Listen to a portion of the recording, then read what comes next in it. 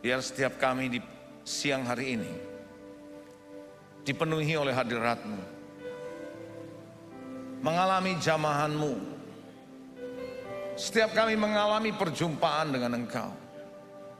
Karena kami tahu Tuhan, ketika kami mengalami Engkau, tidak ada yang lain yang lebih indah selain hadirat-Mu dan Engkau sendiri. Aku berdoa hari ini Tuhan, berbicara melalui hamba-Mu, sehingga apapun yang sebentar disampaikan tidak keluar dari pengertian kami sendiri, hamba-Mu sendiri, tapi semata-mata because of your Holy Spirit. Mari Tuhan, aku berdoa biarlah Tuhan perkataan kebenaran itu memerdekakan kami, membuat umat-Mu Tuhan betul-betul mengerti apa yang perlu dilakukan dan apa yang perlu dihindari. Berbicara Tuhan, urapan-Mu turun atas hamba-Mu, atas setiap kami yang mendengar. Apapun yang disampaikan tidak kembali sia-sia, tapi akan mengerjakan persis seperti yang Kau inginkan Tuhan. Berbicaralah, kami siapkan hati pikiran kami untuk mendengar isi hati-Mu. Dalam nama Yesus kami sudah berdoa. Semua kita yang percaya dan siap diberkati Tuhan katakan amin. Haleluya, puji Tuhan. God bless, silakan duduk. Haleluya, Tuhan baik, amin. God bless. Saudara yang dikasihi, saya percaya ketika kita berjalan bersama dengan Dia, ada banyak hal yang kita bisa lihat pekerjaan Tuhan yang dahsyat. Nah, saudara, sejak pagi tadi, hari ini saya akan bicara mengenai satu topik besar. It's led by the Holy Spirit. Bagaimana saudara dan saya dipimpin oleh Roh Kudus. Kalau tadi pagi saya berbicara mengenai bagaimana kita perlunya, kenapa kita perlunya dipimpin Roh Kudus. Kenapa orang Kristen seringkali susah dipimpin Roh Kudus. Dan bagaimana caranya kita bisa dipimpin Roh Kudus. Dan dalam ibadah kedua tadi saya bicara pentingnya intimacy, pentingnya akrab dengan Tuhan kalau kita mau belajar untuk bisa dipimpin Roh Kudus. Nah, siang hari ini saya akan berbicara tentang pentingnya saudara dan saya menjaga hati dan pikiran untuk bisa dipimpin oleh Roh Kudus. Karena ada banyak faktor yang menentukan seseorang bisa dipimpin Roh Kudus secara efektif, secara baik atau tidak. Ada hal-hal yang perlu kita lakukan, saudara. Nah, saudara, hari ini kita akan berbicara mengenai menjaga hati dan pikiran. Sadar atau tidak sadar, saudara, dua hal yang Tuhan berikan dalam hidup manusia, yaitu otak dan hati, itu menjadi kekuatan internal, kekuatan batiniah. Kalau kita betul-betul membawanya kepada Tuhan dalam terang Tuhan, kita akan menjadi orang yang hebat. Tapi ketika pikiran dan hati kita tidak jaga baik-baik, walaupun kita Kristen, walaupun kita melayani Tuhan, kita tidak akan menjadi efektif, kita tidak akan menjadi saluran berkat, dan tidak menjadi seperti yang Tuhan inginkan. Oleh karena itu saudara, dua terobosan yang ada di hati dan pikiran saudara, itu perlu Anda jaga. Orang mau mencoba berubah kondisinya dengan cara pindah lokasi, pindah kerja, tapi tidak pernah mau merubah hati dan pikirannya. Nah, kalau itu yang tidak pernah terjadi, kondisi boleh berubah tapi orangnya tidak akan mengalami perubahan. Dan dia akan terus punya reaksi sama, terus mempunyai pemikiran yang sama. Dan jangan heran saudara, hati dan pikiran saudara bisa menjadi penjara dalam hidup saudara. Sehingga seringkali setan nggak usah menjebak saudara atau memenjara saudara dengan hal-hal yang eksternal. Cukup yang ada di pikiran dan hati saudara. Sehingga kondisi mungkin sebenarnya nggak kenapa-napa, buat saudara bisa jadi ada apa-apanya, saudara. Oleh karena itu, saudara, kita perlu menjaga. Ya, kalau pikiran saudara negatif, hati saudara negatif, saya yakin reaksi saudara negatif. Saya yakin Anda akan melihat hidup ini juga negatif. Tapi ketika pikiran saudara adalah pikiran yang dicerahkan oleh Roh Kudus, hati saudara dicerahkan oleh Roh Kudus, Anda akan melihat hidup ini adalah hidup yang mengasihkan. Saudara, ada satu cerita. Bagaimana saudara ketika Yusuf dibuang, lalu kemudian dia ada di penjara, lalu kemudian lagi ketika dia menjadi mangku bumi. Ketika dia menjadi seorang mangku bumi, orang kedua dari Firaun, saudara, maka ketika kakaknya datang, dia berkata begini, kamu mereka yang jahat terhadap aku. Kamu mereka-reka yang jahat terhadap aku. Tapi Allah mereka-mereka yang baik untuk menyelamatkan sebuah bangsa yang besar. Nah, artinya apa? Yusuf berhasil, saudara, menjaga hati dan pikirannya ketika situasi paling buruk sekalipun. Dan di situ dia bisa melihat bagaimana dia dipimpin Roh Kudus menjadi orang hebat di Mesir. Dia tetap bisa melihat bahwa kondisi boleh tidak baik, tapi hati dan pikirannya dia bisa jaga. Ada amin, saudara. Hal yang sama dengan Job, dengan Ayub, saudara. Ayub dan istrinya saya percaya sama-sama mengalami penderitaan, bukan? Anaknya mati, dua-duanya ngalamin. Terus kemudian ternaknya mati, dua-duanya ngalamin. Betul? Tapi satu yang gak dialamin istrinya. Apa? Sakit. Ayub itu sakit dari kepala sampai kaki loh. Betul ya saudara? Berarti saya mau tanya Bapak Ibu, yang lebih menderita siapa? Ayub atau istrinya? Sebenarnya yang lebih menderita Ayub.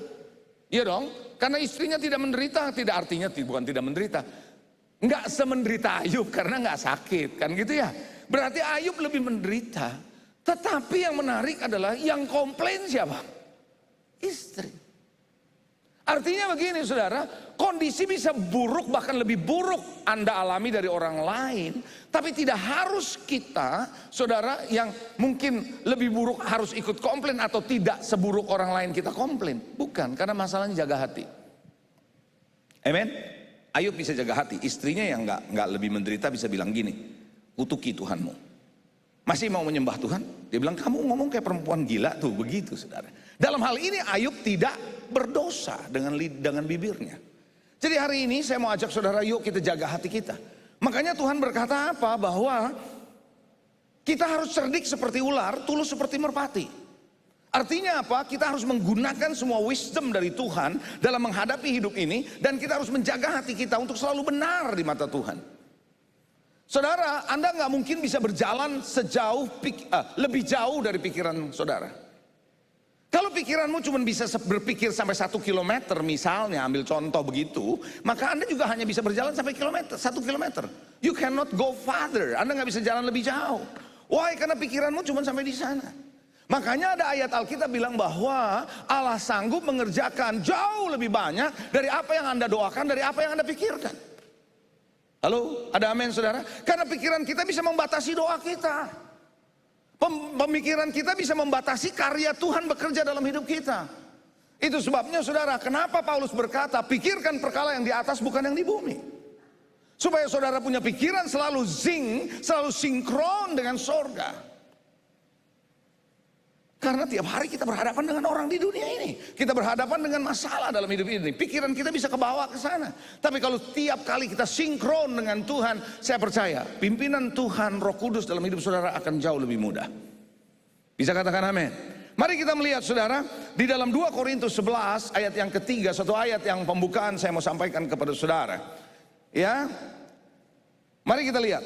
Tetapi aku takut, kata Paulus, kalau pikiran kamu disesatkan dari kesetiaan kamu yang sejati kepada Kristus, sama seperti Hawa diperdaya oleh ular dengan kelicikannya. Perhatikan kata-kata pikiran kamu disesatkan.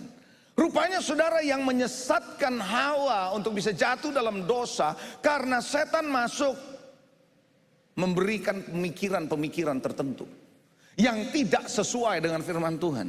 Dan yang menarik adalah ketika pikiran si iblis ada di pikirannya Hawa, dia melihat buah itu indah di matanya. Tahukah saudara, setan akan memberi pemikiran kepada saudara untuk saudara bisa melihat seperti yang setan inginkan Anda melihat. Tapi sebaliknya Tuhan juga ingin saudara punya pikiran dibaharui saudara, supaya saudara bisa tahu apa yang menjadi kehendak Allah yang baik, yang berkenan, dan yang sempurna. Amen. Jadi Bapak Ibu saudara perlu jaga hati. Coba katakan sama saya begini, jaga hati, jaga pikiran. Siapa yang harus jaga? Saudara dan saya. Bukankah ada ayatnya berkata bahwa waspada dan kita harus berjaga-jaga atas hati kita? Betul ya saudara? Yang menjagai hati kita siapa? Kita sendiri. Bukannya Tuhan loh. Kalau kita membaca itu kita harus jaga hati kita. It's our responsibility bahwa orang mau ngomong apapun di dalam hidup saudara, terserah mereka ngomong, itu hak mereka. Mereka punya mulut, mereka punya perkataan, itu silakan. Tapi Anda yang menentukan apakah saya akan kena dengan ngomongan itu, saya akan dipengaruhi atau enggak. Ada satu istilah yang berkata begini, ada satu kata-kata yang hamba Tuhan pernah bilang begini. Burung terbang di atas kepalamu, Anda tidak bisa larang. Mana bisa Anda larang burung terbang di atas kepalamu. Tapi ketika burung itu mau bersarang di atas kepalamu, Anda yang menentukan. Begitu, boleh atau tidak. Betul? Nah, saya lanjutkan begini. Orang boleh saja berkata-kata apa saja tentang saudara. Ngejelekin saudara? Bisa. Membuli saudara? Bisa. Apalagi sosial media. Sosial media sekarang saudara bukan alat komunikasi, alat ngebully. Bisa-bisa saudara di Instagram saudara itu keluar ada macam-macam saudara. Iya, begitu ya saudara ya. Dia boleh saja ngomong apa saja, tapi apakah omongannya mau bersarang di hatimu atau bersarang di pikiranmu, Anda yang tentukan. Boleh atau tidak. So berarti the choice is yours. Pilihan ada pada saudara. Jadi hari ini Anda punya hidup tidak ditentukan oleh orang lain. Hidup Anda tidak ditentukan oleh keadaan yang lain. Hidup saudara ditentukan oleh Tuhan yang memimpin kehidupan saudara, yang mengarahkan kehidupan saudara dan memberikan masa depan buat saudara. Katakan amin. Oleh karena itu, kenapa saya katakan menjaga hati, menjaga pikiran penting? Karena Holy Spirit wants to lead you. Karena Roh Kudus mau pimpin saudara, tapi kalau hati saudara tercemar. Maka tadi saya berkata dalam ibadah kedua, kenapa Tuhan kasih sebuah pattern bahwa Musa diminta untuk membawa bangsa Israel keluar dari Mesir hanya untuk menyembah Tuhan. Apa nggak bisa di Mesir? Kenapa nggak bisa menyembah di Mesir? Bisa, tapi kenapa Tuhan suruh dia bawa keluar? Karena ada satu pengertian di situ yang saya dapatkan ketika saya renungkan adalah Tuhan berkata, tidak mungkin engkau bisa menyembah Allahmu dalam perbudakan. Semasa ada dosa, ada perbudakan, you cannot worship Him. Makanya Tuhan bilang kalau mau menyembah aku, keluar kamu dari perbudakan. Ketika kamu keluar dari perbudakan itu, then you can worship me. Artinya apa? Ketika hati dan pikiran saudara tercemar, sulit untuk Anda bisa menyembah Tuhan. Nah, kalau nggak bisa menyembah Tuhan, bagaimana Tuhan mau pimpin saudara? Kalau nggak bisa menyembah Tuhan, bagaimana Holy Spirit talks to you? You cannot listen to Him. Anda nggak bisa dengar Dia. Betul nggak saudara? Oleh karena itu ada satu ayat lagi, saya mau tunjukkan. Amsal 23 ayat yang ke-7. Amsal 23 ayat yang ke-7. Haleluya. Sebab seperti orang yang membuat perhitungan dalam dirinya sendiri, demikianlah ia. Silakan makan dan minum katanya kepadamu, tapi ia tidak tulus hati terhadapmu. Nah, saudara dalam bahasa Indonesia bilang sebab seperti orang yang membuat perhitungan dalam dirinya sendiri, demikianlah ia. Tapi dalam bahasa Inggrisnya berkata, for as he thinks in his heart, so is he. Jadi sebagaimana orang berpikir dalam hatinya, jadi hati dan pikiran itu bisa connecting one another, selalu satu sama lain. Ketika saudara dan saya berpikir seperti apa yang ada di hati saudara, di pikiran saudara, Anda akan jadi seperti itu. Jadi dalam bahasa Inggrisnya mungkin berkata begini ya, you are what you think. Anda akan menjadi seperti apa yang Anda pikirkan. Kalau pikiran Anda berkata benar sesuai dengan kebenaran, maka keadaan Anda mau seperti apapun, Anda tetap punya pengharapan, yes or no? Karena Anda punya pikiran benar. Tapi kalau pikiran Anda adalah pikiran yang penuh dengan mustahil, nggak bisa, nggak mungkin, saya yakin Anda cuma hanya bertahan hidup. Betul? Anda hanya bisa bertahan hidup, saudara. Kalau Anda hidupnya penuh dengan ketakutan, makanya kenapa fear itu menjadi sebuah senjata yang sangat-sangat efektif di tangan setan untuk membuat orang Kristen tidak bisa breakthrough. Ketika Anda terus-menerus dalam ketakutan, Anda merasa tidak berdaya. Di dalam Markus pasal 7 saya baca lagi beberapa ayat untuk sebelum saya masuk kepada penjelasan saya lebih jauh. Markus 7 20 sampai 23. Markus 7 20 sampai 23 berkata begini. Kata Yesus begini. Apa yang keluar dari seseorang, itu yang menajiskannya. Whatever you talk, apa yang kau keluarkan dari hati saudara, itu bisa menajiskan saudara. Ternyata saudara sendiri bisa menajiskan diri sendiri. Dengan apa? Dengan membiarkan hati kita yang penuh dengan macam-macam gak beres ini keluar lewat mulut kita. Perkataan kotor, perkataan-perkataan yang menyakitkan, itu bisa menajiskan kita. Lalu ayat yang ke-21, sebab dari dalam Dari hati orang timbul segala pikiran. Pikiran apa? Jahat, percabulan, pencurian, pembunuhan, perzinahan, keserakahan, kejahatan, kelicikan, hawa nafsu, iri hati, hujat, kesombongan, kebebalan. Semua hal yang jahat itu timbul dari dalam dan menajiskan orang. Saudara, itu bukan cuma menajiskan dirinya sendiri, bukan hanya mengotori dirinya sendiri, tapi orang lain yang mendengarnya. Dari mana? Dari hati. Karena itu dari hati ini keluar aliran-aliran kehidupan. Issues of life dalam bahasa Inggrisnya. Saudara, sadar gak sih kita ini sering melihat kehidupan bukan berdasarkan realitas. Saya ulangi ya, seringkali manusia melihat kehidupan bukan berdasarkan realitas tapi persepsi yang sudah dibangun di sini. Ketika persepsi itu sudah terbangun, entah kenapa you percaya itu. Walaupun realitasnya nggak begitu. Makanya persepsi ini harus benar. Kalau persepsi ini yang dibangun adalah dari Tuhan, maka apapun yang kau lihat di dalam dunia ini realitasnya kayak apa, Anda tetap percaya seperti yang Tuhan taruh di pikiran. Orang bilang nggak bisa, siapa bilang? Tuhan bilang tidak ada yang mustahil bagi Allah. Kenapa? Karena Anda membiarkan pikiranmu terus dipikirkan Kristus. Pikiran yang di atas. Mengerti saudara? Kami kasih contoh. Saya suka kasih contoh begini saudara. Orang marketing, ada orang marketing di sini yang kerja di marketing? Oke, ada beberapa tangan. Orang marketing tuh paling jago bangun persepsi orang. Paling jago. So good. Barang biasa, dia bisa bikin barangnya premium. Tuh kebisaannya orang marketing. Mulai dari kemasannya, mulai kasih mereknya, padahal locally made. Asli Surabaya. Tapi bisa dibikin kayak Amerika punya produk. Itu jagonya siapa? Marketing.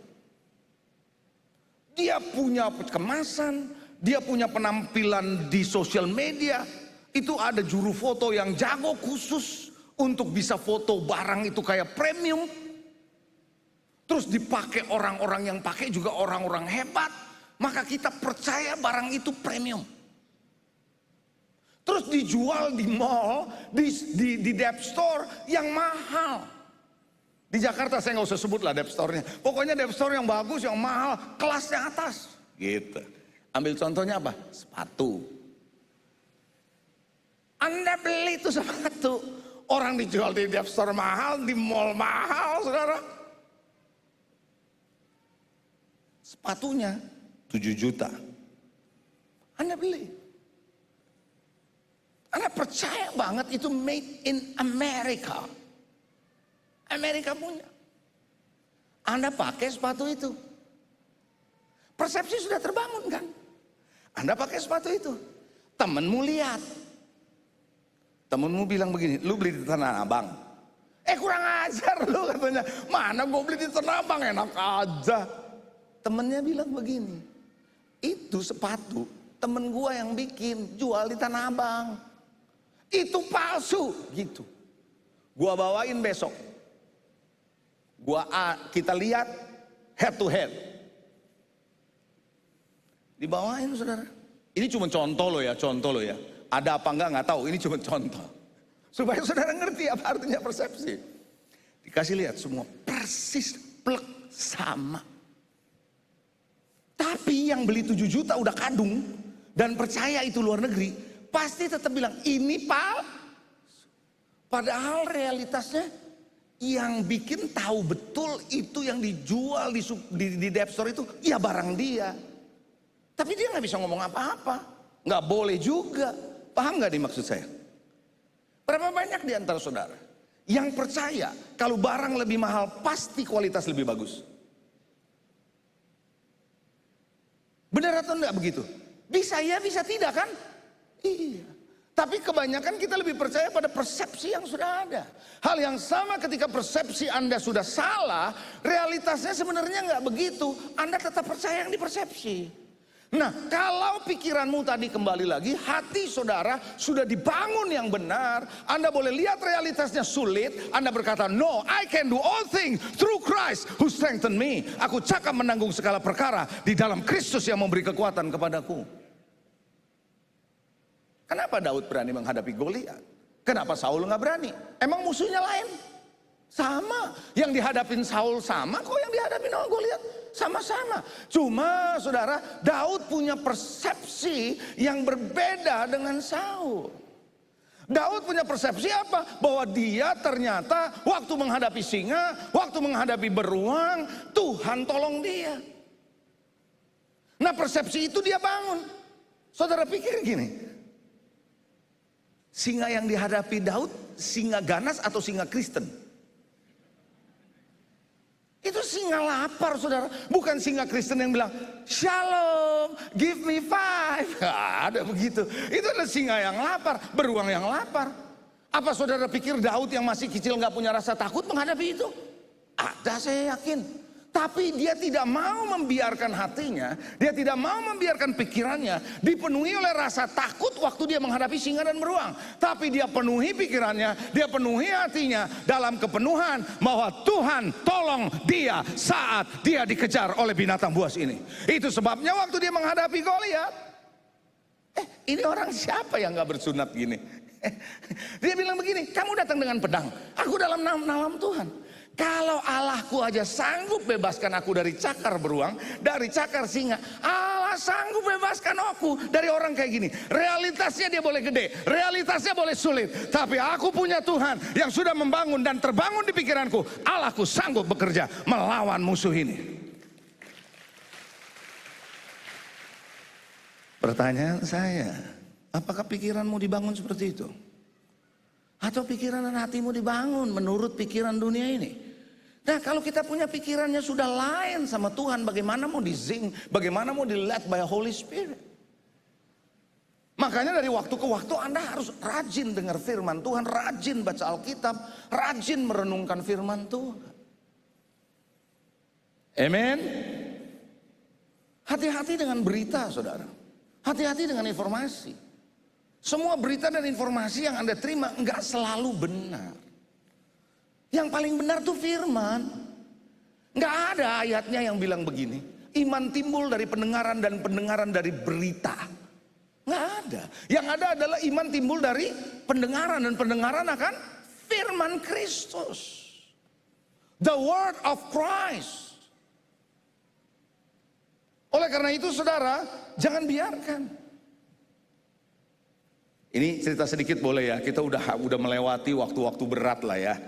Pandemi ya, bukan berarti kita sudah selesai semua, masih ada. Berapa banyak saudara, kalau kita mau jujur nggak usah angkat tangan, nggak usah angkat tangan. Di masa-masa kemarin 2020-2021, menakutkan bukan? Wah, apalagi orang-orang dekat kita ada yang meninggal, ada yang apa segala macam. Jangan heran saudara, jamu, vitamin laku bener tuh.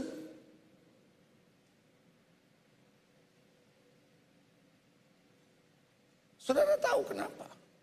Karena rasa takut kita sampai akhirnya kita lupa sebenarnya perlindungan yang terutama itu ada dalam Tuhan. Saya nggak bilang bahwa kita mengabaikan Tuhan, mengabaikan kesehatan, bukan itu yang saya maksud.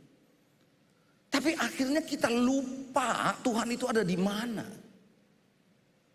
Seolah-olah Tuhan itu ada di box. Kita mesti mengerti bahwa Allah kita adalah Allah yang dahsyat. Bangun pikiranmu, miliki hati yang selaras dan sesuai dengan kebenaran firman Tuhan. Haleluya. Maka mudah buat Tuhan untuk memimpin saudara. Ada amin saudara. Nah, kita akan melihat satu penjara pikiran. Saya mau coba jelasin sedikit mengenai penjara pikiran. Seekor gajah waktu lahir, kakinya diikat sama rantai. 1 meter jaraknya, diikat sebuah tiang yang cukup kuat. Maka gajah yang kecil ini, yang belum punya tenaga full power, ketika dia jalan, ketahan kan kakinya. Dia coba, nggak bisa kan, karena dia masih kecil. Sehari, 2 hari, 3 hari, seminggu, sebulan, begitu terus.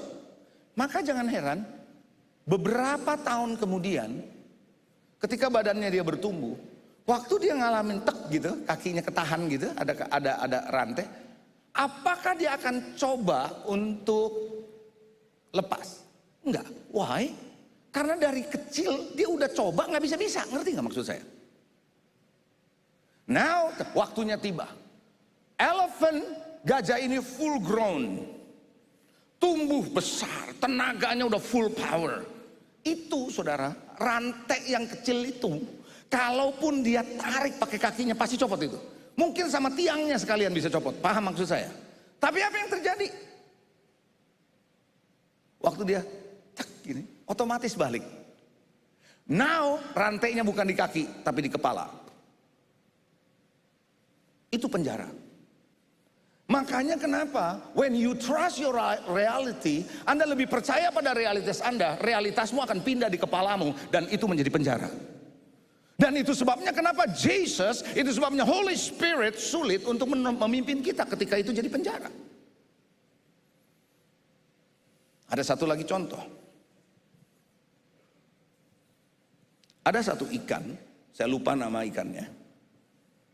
Ikan ini nggak boleh dijadiin satu sama ikan hias. Yang pasti bukan piranha, kalau piranha saya tahu.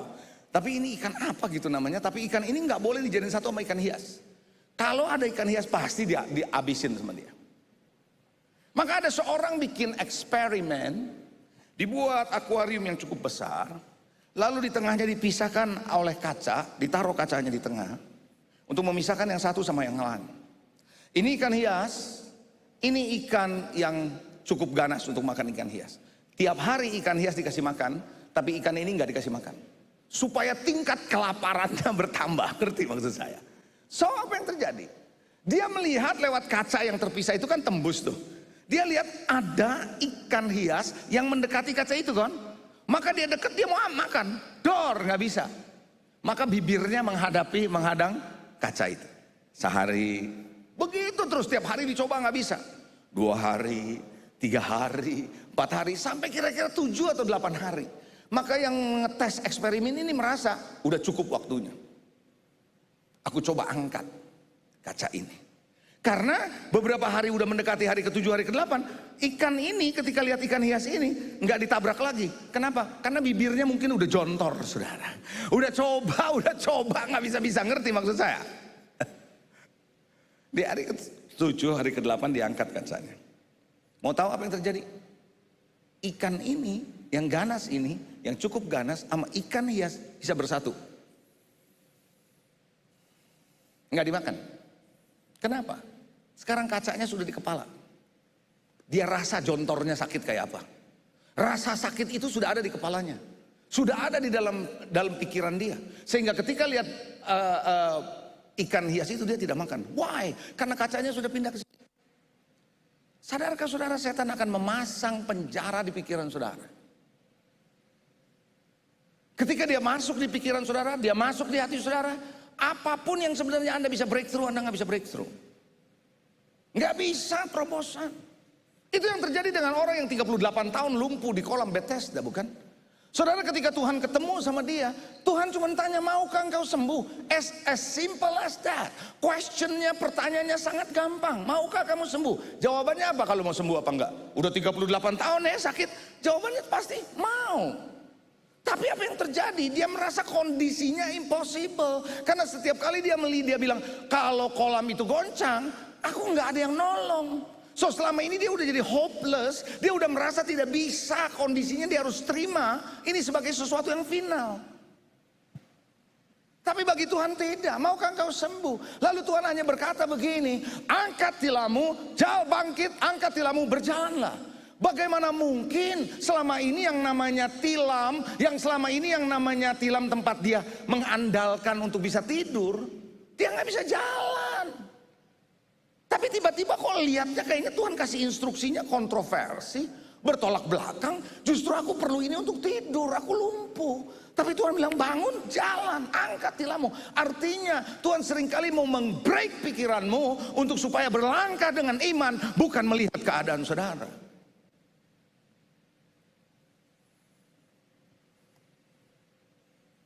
Jadi hari ini kalau engkau dengar firman Tuhan, kalau engkau baca firman Tuhan yang bertolak belakang dengan kondisi saudara, Anda harus lebih percaya kepada firman loh. Halo? Betul? Loh iya. Iya. Saya percaya 4 orang yang mengangkat orang lumpuh datang ke rumah, lalu dia lihat orang itu pada penuh, nggak bisa ketemu Yesus. Apa yang dilakukan oleh 4 orang ini? Mereka membuka atap. Saudara pikir gampang? Emang nggak dijelasin di Alkitab orang lumpuhnya seberat apa? Kalau heavyweight gimana? Emang gampang. Tapi 4 orang ini ngangkat, saudara. Something yang kayaknya nggak mungkin terjadi, nggak ada di pikiran orang bahwa membuka atap. Nggak ada di pikiran orang. Tapi dia ada pemikirannya bahwa dia punya iman bahwa orang ini bisa sembuh. Maka ketika orang itu diturunkan persis di depan Yesus, Yesus berkata, dia melihat iman 4 orang ini. Yang nggak pernah bisa terjadi membongkar atap itu. Jadilah dosamu diampuni, sembuh. Terjadi kesembuhan. Mau ngalamin breakthrough? Mau ngalamin terobosan? Check your heart, check your mind. Saya percaya Roh Kudus ada di sini. Saya percaya Roh Kudus siap untuk membuat saudara bebas merdeka mengalami kemenangan. Boleh saya terus cerita ya, supaya saudara bisa nangkep ini. Suatu hari di Samaria, di Yehuda mengalami kelaparan sampai ada orang tega masak anaknya sendiri.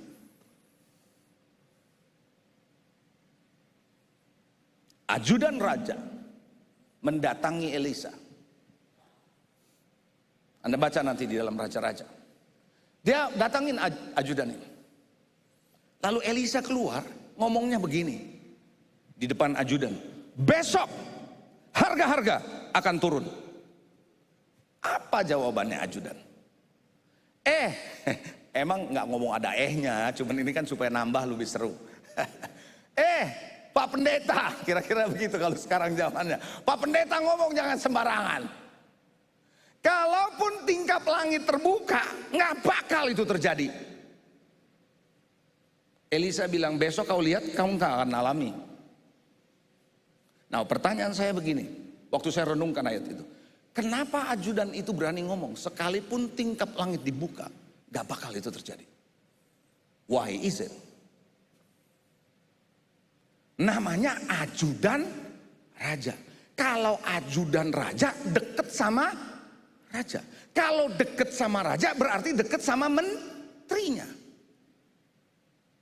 Ada kemungkinan ajudan raja ikut rapat menteri koordinasi soal politik, soal sosial, soal ekonomi, keluar datanya semua. Data-data negeri itu, data sosial begini, data politik begini, data ekonomi begini. Wah, berat.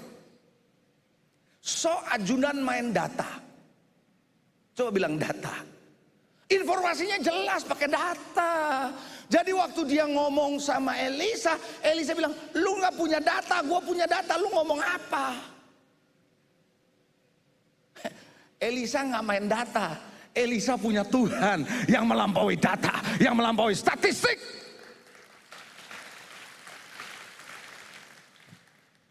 Kenapa dia bisa bilang besok harga turun?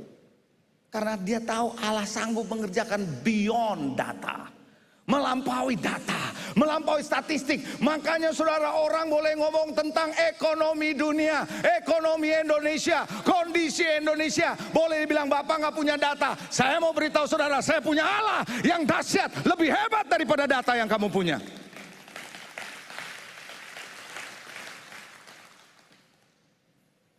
Apa yang terjadi besok? Tuhan pakai cara yang nggak pernah dipikirkan. 4 orang kusta yang udah mau mati itu. Orang kusta di zaman itu tersingkirkan, saudara. Anda tahu kalau orang kusta kalau jalan itu pakai tongkat harus ada bunyi kelintingnya. Jadi kalau dia jalan keling-keling, orang tahu kalau ini orang kusta lagi lewat, pada minggir. Tapi ajaibnya omongan Elisa bilang besok harga-harga turun. Dengar, lihat sini saudara, dahsyatnya Tuhan. When he speak, the Holy Spirit bicara. Waktu keluar dari seorang nabi, that prophecy, itu nubuatan mengalir di udara. Mengalir di udara sampai ada yang namanya di pintu gerbang Samaria. 4 orang kusta ini udah tiap hari di situ kerjanya. Suddenly bisa ada satu orang sadar, ngapain kita di sini? Kita di sini juga kita mati. Mendingan kita masuk tuh ke sana. Ada tentara. Ya kalau kan mati di sini juga mati, kan nothing to lose. Sini mati, sono mati. Tapi di sana masih ada makanan, ngerti nggak maksud saya? Kenapa bisa pikir begitu tiba-tiba? Kenapa dari kemarin enggak? Because of the Holy Ghost, because of the Holy Spirit. Karena ada profesi yang keluar dari nubuatan Elisa, itu mengalir menyentuh hati dia. Orang ini sadar, bangkit, lalu dengan tongkatnya dia jalan. Tuhan ubah suara tongkat kematian menjadi kereta kuda. Apa yang saya maksud hari ini? Apa kondisimu? Mau seperti orang kusta itu? But if you led by the Holy Spirit, kalau Holy Spirit engkau izinkan dan jaga hatimu, jaga pikiranmu, engkau bilang bisa sama Tuhan, jangan heran perjalananmu yang kelihatannya hanya lonceng kematian, Tuhan akan ubah kereta kuda yang dahsyat yang membawa Anda kepada kemenangan.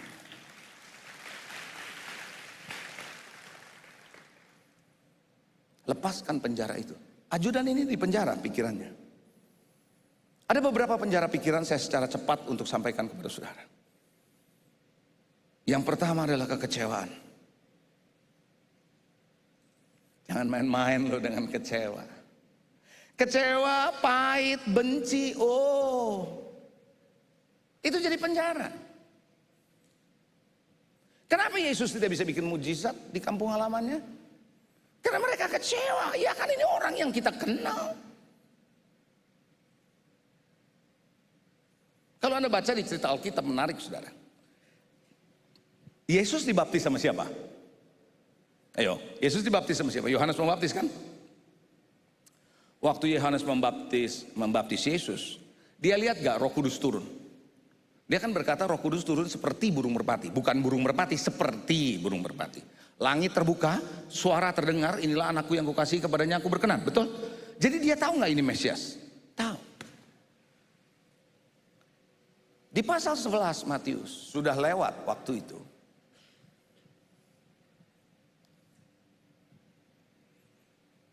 Yohanes Pembaptis masuk penjara. Kalau Anda baca ceritanya lebih detail, waktu kepalanya Yohanes dipenggal bahkan, Yesus meninggalkan, tidak ada di situ. Apa Yesus kurang bertanggung jawab? Bukan. Segala sesuatu ada waktunya. Saya nggak akan masuk ke sana, tapi saya bicara begini. Ketika dia di penjara, dia bisa bilang begini sama anak muridnya.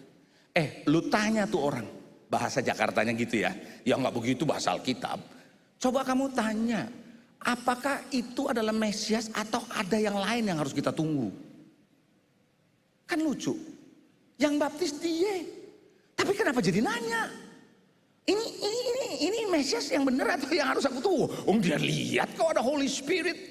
Kok bisa tiba-tiba begitu? Perkiraan saya nih, Yesus tidak besuk dia di penjara. Perkiraan doang, boleh dong. Gua udah ngomong bertobatlah ini Yesus, aku membuka jalan di depan. Waktu aku di penjara gua nggak dibesukin. Kecewa dia. Kekecewaannya lah bisa membuat kepercayaan yang begitu yakin ini Mesias anak domba Allah berubah. Jangan anggap enteng dengan namanya disappointment.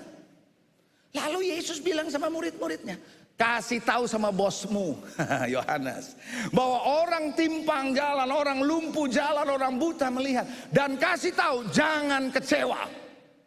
Artinya Tuhan tahu Yohanes kecewa. Adakah di antara saudara yang kecewa hari ini? Kalau Anda kecewa, Anda membiarkan hatimu tercemar. Anda membiarkan pikiranmu tercemar. How Holy Spirit, bagaimana Roh Kudus bisa memimpin saudara? Amin. Yang kedua, yang membuat saudara terpenjara, keraguan.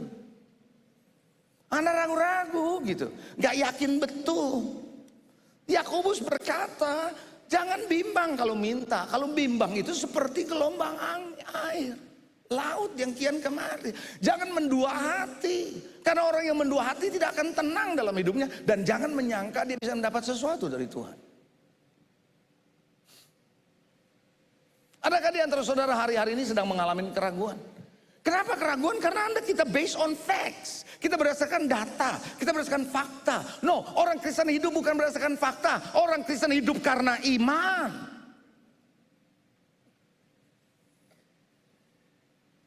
Tahukah yang kedua kali masih bertanya, adakah dia menjumpai iman? Ayo, kenapa? Karena iman itu adalah substance. Itu adalah is a substance of things hoped for. Itu adalah substansi dari apa yang kau harapkan, materi. Anda nggak mungkin bisa bikin baju kalau nggak ada bahannya. Betul? Anda nggak akan bisa bikin mie kalau nggak ada bahannya. Itu nama iman. Iman is a substance. Anda nggak bisa bikin mujizat. Anda nggak akan lihat ada mujizat kalau nggak ada substance-nya. Makanya Tuhan itu the master of miracles. Dia adalah master dari mujizat. Tapi di kampung halamannya dia nggak bisa bikin. Apa dia nggak bisa bikin? No, dia masternya. Tapi nggak ada iman.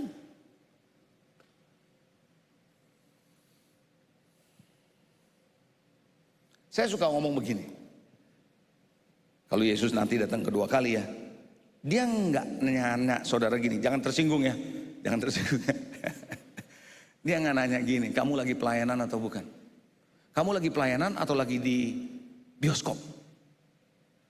Kamu lagi pelayanan atau lagi di kafe? Dia nggak nanya gitu. Dia nanya, apakah iman? Why? Karena ada orang yang di kafe beriman, tapi ada juga orang di gereja tak beriman. Kuncinya di iman saudara. Jangan ragu, coba bilang jangan ragu. Jangan goyah. Haleluya.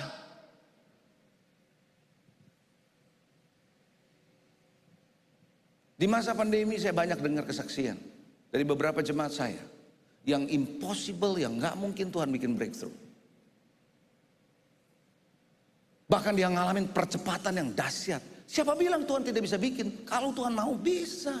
Dia membalikan itu so easy kok. Tapi masalahnya adalah yang berat itu di hati dan pikiran kita. Saya suka bilang begini saudara. Khotbah gampang-gampang susah. Ya dibilang gampang juga enggak, tapi dibilang susah juga enggak. Yang bikin susah itu ya meyakinkan lewat firman bahwa pikiran yang mendengar itu enggak benar gitu loh. Perlu dirubah, perlu dipersalahkan. Nah, itu yang enggak gampang. Karena itu tergantung diri kita yang mendengarnya. Mau rubah atau enggak. Betul?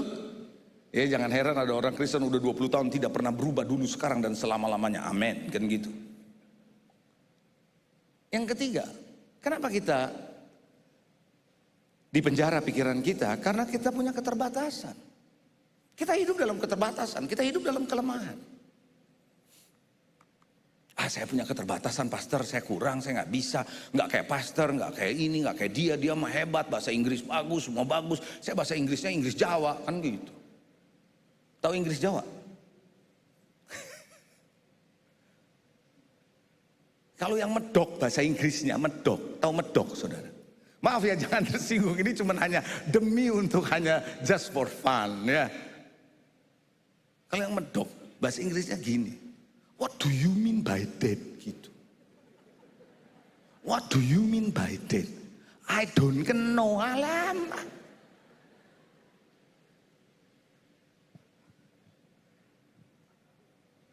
Wes, haleluya. Saya siapa? Dia mah hebat ya. No. Kalau bahasa Inggris ngomong begini, God does not call the qualified, but He will qualify the call. Tuhan tidak memanggil orang yang punya kualifikasi tertentu. Tapi sekali Anda dipanggil, Dia akan buat kualifikasi buat saudara.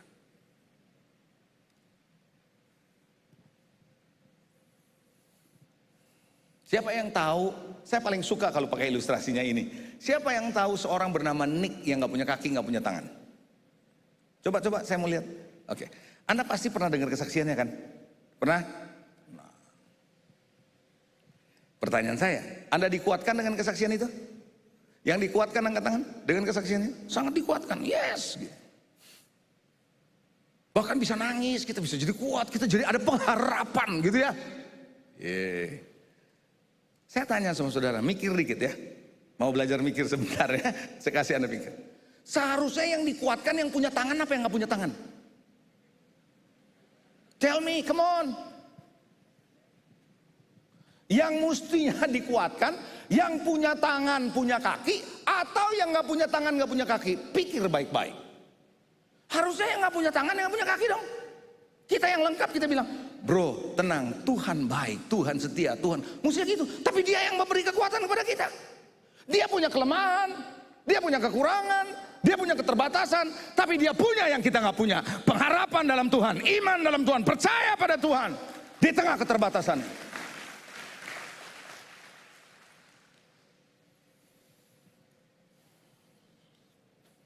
Jangan biarkan dibodohi oleh keadaan. Biarkan saudara punya pikiran lepas oleh firman Tuhan yang Anda dengar, yang Anda percaya. Hari ini Anda merdeka dalam Tuhan.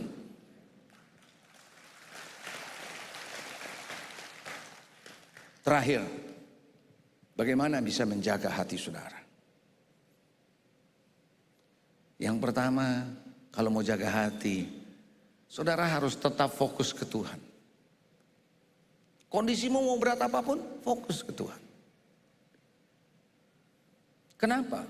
Where is your focus? Kalau fokusmu ke masalah, pasti takut, pasti khawatir, pasti kesel, pasti marah, pasti bersungut-sungut karena fokusnya kepada keadaan. Tapi ketika Anda fokus kepada Tuhan, Anda percaya kepada pribadi Tuhan, engkau melihat kebesaran Tuhan, engkau melihat kuasa Tuhan, engkau melihat kedahsyatan Tuhan, engkau pegang janji Tuhan, engkau melihat bagaimana Dia baik, maka engkau lihat ada pengharapan. Hatimu akan shifting, akan berubah. Tergantung kemana Anda fokus. Lihat ketika bangsa Israel dipimpin oleh Musa, di depan ada Laut Kosong, di belakang ada tentara Mesir. Bangsa Israel teriak-teriak, apakah kurang kuburan? Gue udah bilang jangan ganggu gue gitu kira-kira. Tapi Musa jawabnya sederhana. Apakah dia udah tahu Laut Kosong bakalan bisa terbelah? Belum ada ceritanya. Nggak ada. Sebelumnya belum pernah kejadian. Dia nggak tahu bagaimana Tuhan mau nolong dia. Tapi dia hanya fokus kepada Tuhan. Maka dia berkata kepada bangsa Israel, dia bilang, jangan takut, lihat keselamatan yang dari Tuhan hari ini. Bangsa Mesir yang kau lihat, tidak lagi engkau akan lihat selama-lamanya.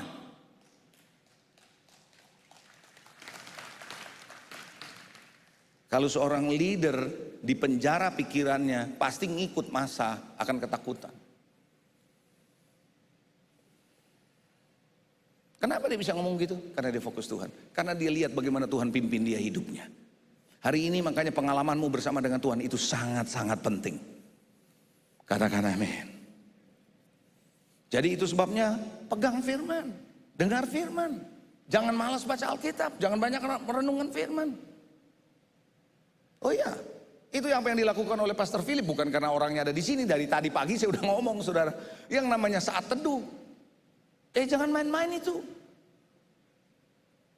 It's about daily life. Dari mana saya tahu, saya ikutin loh. Karena saya ngikutin dari mana istri saya. Kalau istri saya post, sesudah rekaman jadi. Saudara, when you listen, Anda dengar firman, paling tidak sesuatu akan membuat hati saudara teduh. Makanya disebut saat teduh. Betul ya? Makanya ketika ada ombak Tuhan bilang tenang. Makanya murid-murid bilang ini siapa orang ini? Sampai angin dan air pun taat. Teduh karena Tuhan. Jadi fokus sama Tuhan. Firman-Nya, janjinya, kuasanya, karakternya, kedahsyatannya, pengalaman hidup saudara sama Tuhan. Itu yang dialami oleh Daud waktu menghadapi Goliat. Dia tetap percaya sama Tuhan karena fokus bukan pada Tuhan, bukan pada Goliatnya. Amin. Yang kedua, merenungkan firman Tuhan. Mungkin Anda bilang, ya Pak saya udah tahu. Masalahnya bukan udah tahu, dikerjain enggak. Banyak orang bilang, saya udah baca Alkitab. Kalau baca mah anak saya juga bisa baca waktu dia belajar baca. Ketika orang udah bisa baca, dia pasti bisa baca Alkitab. Tapi masalahnya renungkan enggak? Ketika Anda merenungkan, Anda melibatkan diri Anda dalam pembacaan itu dong. Anda mulai bertanya, Anda mulai menggali, kenapa begini, kok bisa begini, bagaimana hidup saya selaras dengan apa yang saya baca, baru terjadi perenungan. Tadi saya bicara sama Pak Andre, mungkin tahun depan akan terbit buku saya. Saya membuat perenungan tiap hari satu ayat dari Injil Yohanes. Mulai dari Injil Yohanes pasal 1 ayat 1, ayat 2, ayat 3, terus saya buat tiap hari. Untuk saya bagikan ke jemaat saya beberapa yang memang mau terima. Termasuk dengan perenungannya. Tiap hari, ayat per ayat. Dan saya juga terkejut ketika saya mulai mendapatkan itu. Sekarang baru pasal 11, sedangkan itu 22 pasal, masih ada jalan lagi terus. Tentu tidak akan di satu volume gede begini, orang ya akan terpecah beberapa volume. It's about your daily with God. Perenungan firman bukan cuma baca, tapi Anda terlibat di sana. Anda tahu ada apa, Anda gali. Kalau bahasa kerennya eksegese, oh keren itu saudara. Saudara, apa itu eksegese? Itu bahasa teologi, supaya kelihatan keren aja saudara, oke. Itu yang namanya saudara, you take out from there the cream. Apakah Anda merenungkan firman Tuhan? Karena dengan perenungan, pikiranmu tuh di-zing sama firman. Kalau cuma baca doang bisa lewat, tapi kalau Anda renungkan, pikiranmu tuh di-zing terus. Ya kenapa ya? Jadi pikiranmu dibawa. Jadi pikiranmu terus diselaraskan kepada firman yang Anda baca. Bukan Anda dengar khotbah untuk masuk ke pikiranmu. No, pikiranmu diselaraskan apa yang Anda dengar khotbah. Kalau Anda terbiasa untuk merenungkan firman.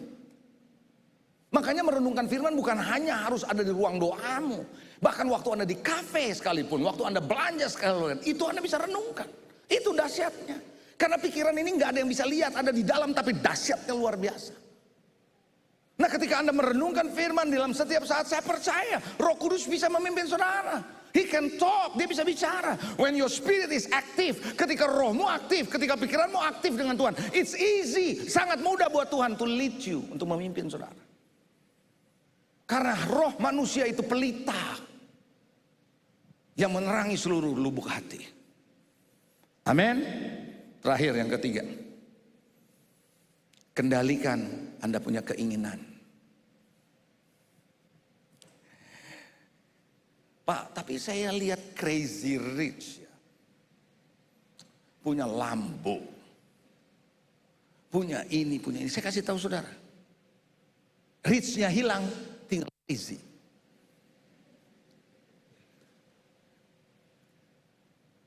Keinginan kita dipacu oleh apa yang kita lihat di luar, yang sebenarnya bukan kebutuhan kita.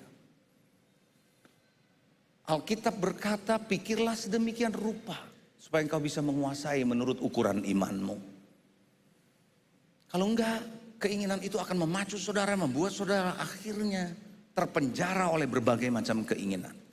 Di hari-hari terakhir ini, sosial media begitu dahsyat menawarkan saudara.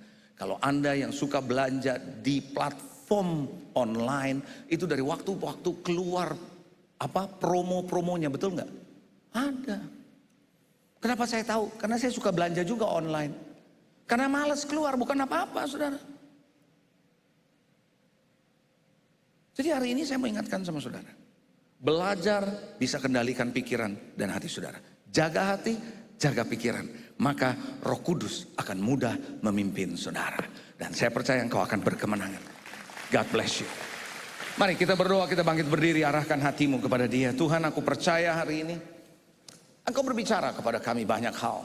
Tentang hati, tentang pikiran. Kami mau Tuhan, kami mau merdeka. Kami tidak mau terpenjara. Kami tidak mau keadaan masuk di pikiran kami dan hati kami. Kami tidak mau kemustahilan masuk di pikiran dan hati kami. Tapi hari ini kami mau merdeka. Aku mau berdoa hari ini. Sebelum saya serahkan mimbar ini. Ada berapa banyak di antara saudara yang hadir di sini? Yang mungkin waktu mendengar Anda berkata, itu kayaknya saya terpenjara dalam hati dan pikiran. Dengan rasa takut, rasa khawatir, rasa cemas. Ke banyak hal. Saya tidak tahu penyebabnya membuat Anda terpenjara seolah-olah Tuhan ada di mana. Seolah-olah Anda kok kayaknya hidup begini-begini terus. Tapi hari ini engkau dengar firman. Dan Anda tahu persepsi harus dibangun yang benar di pikiran. Dan kalau Anda orangnya, saya mau berdoa dari tempat di mana Anda berdiri. Dan saya percaya Holy Ghost, Holy Spirit ada di sini, siap menolong saudara. Kalau Anda orangnya Anda berkata, Tuhan aku mau merdeka hari ini, aku mau berkemenangan dari hati dan pikiran untuk terus merenungkan kebenaran-Mu. Kalau Anda orangnya Anda boleh angkat tangan tinggi-tinggi, saya mau berdoa buat saudara. Sitaralama takaralabaya shikarala. Rama shekeralama takuralama sakaralabaya. Haleluya, haleluya. Hari ini Tuhan Engkau melihat tangan-tangan yang terangkat di dalam ruangan ini. Mungkin yang lewat streaming pun Tuhan, mereka mengangkat tangan, aku tidak melihat. Tapi satu hal yang aku tahu, Roh Kudus hadir di sini. Roh Kudus juga hadir di rumah-rumah yang menyaksikan melalui streaming hari ini Tuhan.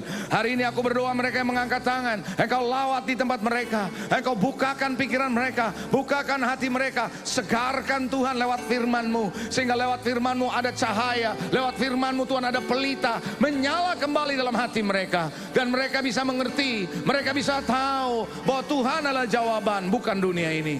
Tuhan aku berdoa untuk mereka yang mengangkat tangan hari ini, supaya Roh Kudus, Your Holy Spirit touch them hari ini, jamah di mana mereka berdiri. Aku percaya kuasa Roh Kudus yang dahsyat itu bekerja di ruangan ini, bekerja di dalam rumah-rumah yang menyaksikan lewat streaming ini. Tuhan aku berdoa, biarlah Tuhan hidup mereka tidak akan sama lagi, dan mereka akan berkata, aku hari ini mau belajar untuk berjalan dalam pimpinan Roh Kudus, karena aku tahu kemenangan adalah bagianku, karena aku tahu masa depanku adalah masa depan yang hebat, gilang, gemilang, dan indah di mata Tuhan. Tuhan terima kasih Tuhan untuk sore hari ini. Berkati dan bekerja lewat hidup mereka hari ini. Supaya lewat hidup mereka yang mengangkat tangan hari ini, mereka lihat kemenangan dan mereka menjadi saksi-Mu yang hidup yang dahsyat di akhir zaman ini. Terima kasih. Turunkan tangan-Mu. Hamba-Mu boleh selesai, tapi Engkau belum selesai dalam hidup kami semua. Memberkati, mengurapi, melindungi kami semua. In Jesus name. Dalam nama Yesus kami berdoa. Yang percaya diberkati Tuhan katakan amin. God bless you. Yesus lebih besar, Yesus lebih besar di dalamku, di dalamku.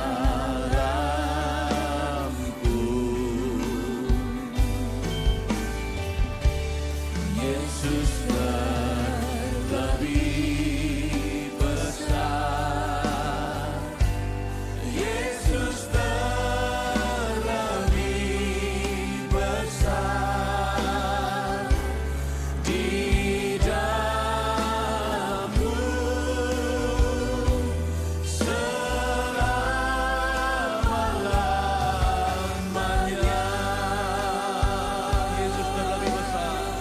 Yesus lebih besar, Yesus lebih besar di dalamku,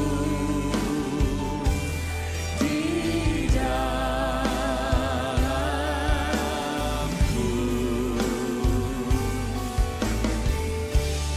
Yesus lebih besar,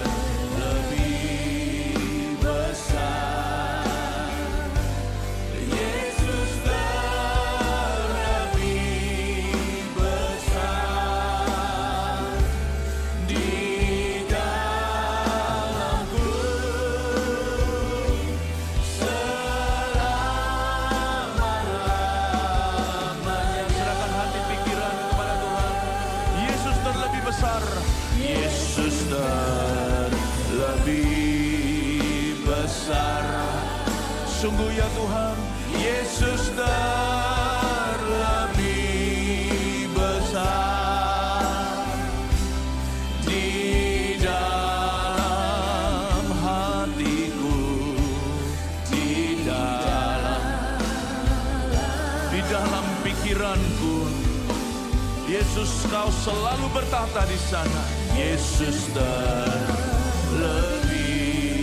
besar, Yesus terlebih besar di dalamku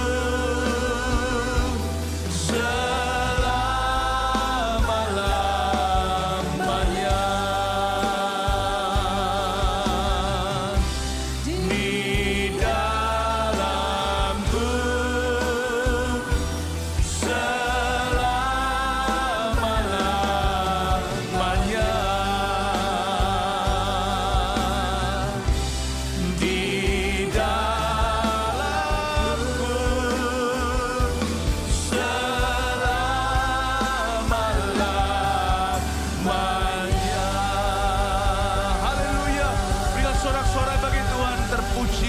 hamba-Mu Tuhan, materaikan firman-Mu. Kami serahkan hati dan pikiran kami selaras dengan Tuhan. Bukan Tuhan yang mencocokkan dengan kami yang harus mencocokkan dengan Tuhan. Bahwa kami pada pembaharuan akal budi, sebab Engkau mau menuntun setiap jemaat-Mu selalu di rumput hijau air tenang dan pada jalan kemenangan. Sesempit apapun jalan di depan mungkin yang menunggu, kami tahu itu jalan glory atau kemuliaan. Ajari kami setia dan taat kepadamu ya Tuhan. Terima kasih ya Roh Kudus Kau ada di sini. Mari kita angkat persembahan kita juga di hadapan Tuhan. Offering ini adalah part of our worship. Persembahan ini adalah bagian dari penyembahan kami ya Tuhan. Kami mau taat juga secara financially, biarkan taburan kasih ini adalah taburan iman. Untuk berdirinya 1000 gereja lokal di mana-mana yang memuridkan. Dan biarkan Injil diberitakan sampai ujung bumi, firman membaharui manusia. Dan pakailah benih kami ini untuk mengutus misionaris. Terima kasih Bapa Sorgawi, haleluya. Sekali lagi kita siapkan hati kita untuk menerima doa berkat. Yesus terlebih besar, Yesus terlebih besar. Dengan lembut saja kita katakan, Yesus terlebih besar. Di dalamku, di dalamku,